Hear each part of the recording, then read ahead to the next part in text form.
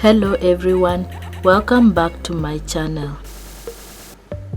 In today's video, I'm showing you a simple shredded chicken recipe.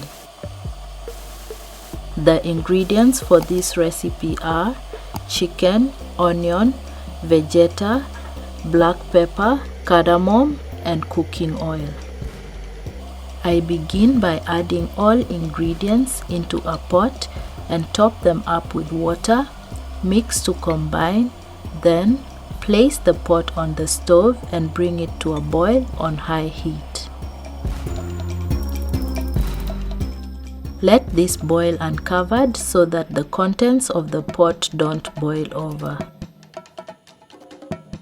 Once fully boiled, I cover the pot at an angle and allow it to cook for 25 minutes. At this point, the chicken is fully cooked and should easily fall apart when shredded. I separate the chicken from the broth and shred it. As you can see here, the chicken is soft and easily falls apart, so I use 2 forks to pull the chicken apart. Once done, this can be used in soups, salads, or as a sandwich filler.